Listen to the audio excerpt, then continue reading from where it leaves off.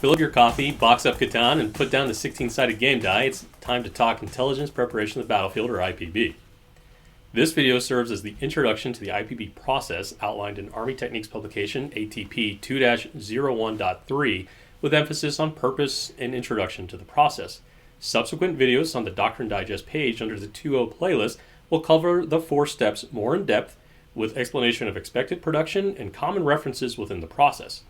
It should be noted that page 75 of the Staff Reference Guide Volume 1, or ATP 5-0.2-1, provides an overview of the IPB process derived from ATP 2-01.3. The 4-step IPB framework guides the staff through a holistic approach to analyze the operational environment and support the military decision-making process. IPB is a collaborative staff process led by the senior intelligence leader of an organization, traditionally an S2 or a G2, but supported by all members of the staff. The process is essential to the initial steps of staff planning methodologies, primarily as a critical component for the conduct of military decision-making process, or MDMP, Steps 1, receipt of mission, and Step 2, mission analysis. The intelligence officer leads the whole of staff effort to develop and continuously update situational understanding that assists commanders and staff in identifying relative aspects of an operational environment, or OE.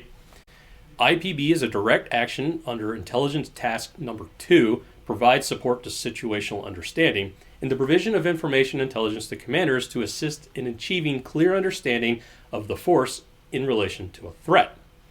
The staff executes IPB in 4 steps. Step 1, define the operational environment. This step assists commanders and staff in defining aspects of the OE in time and space across multiple domains, focusing on mission variables. Upon receipt of the mission through the form of an order, define the operational environment for assigned areas of operations, identify areas of interest and influence, identify key characteristics of the OE through mission variables, or MET-TC, that can then affect friendly and threat operations, and identify current gaps in friendly intelligence holdings. Step 2, describe environmental effects on operations. Focuses on characteristics of the OE for weather and terrain effects on both friendly and threat operations. This step is not directly aligned with MDMP, but rather transitions from Step 1 into Step 2 to help initiate the whole of staff effort for Step 2 of MDMP, mission analysis. Outputs identify key terrain decisive for operations, avenues of approach with mobility corridors, which then creates the modified combined obstacle overlay, or MCOO, weather limitations, and current set of threat forces. It will also initiate draft forms of the priority intelligence requirements, or PIRs, for initial collection operations. Step 3, evaluate the threat. Step 3 focuses on the threat force with application of the threat's fundamental principles of warfare and apply to the current OE. We seek to identify how the enemy threat is arrayed, what are the threat's objectives, what are the threat's combat power and reach, how do they fight, or basically their threat doctrine. Threat order of battle, key capabilities, and doctrinal templates enable this step. Step 4, determine threat course of actions. We now know where we are, how the OE affects us, and where we believe or how the threat is operating. Now focuses on COAs and threat decision points that will be actioned over time and space to achieve a threat commander's objectives. Basically, what is the threat going to do, and then what are we going to do to confirm this? This develops the initial collection matrix.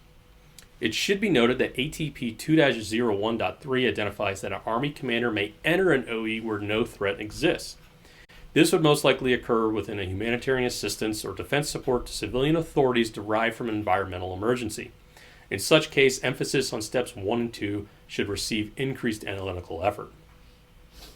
The IPB process is a proven model to move from an unknown to a refined known and builds a running estimate for intelligence-based product creation.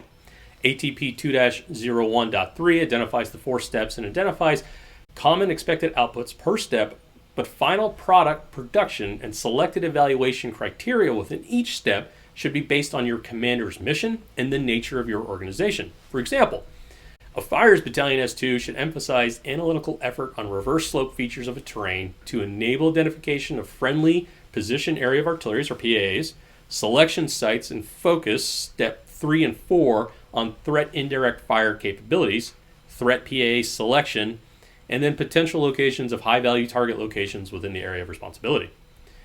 An aviation battalion staff's MCOO will most likely focus on air mobility corridors and avenues of approach, landing zones throughout an OE, and threat analysis primarily focused on threat air defense artillery capabilities and their templated locations.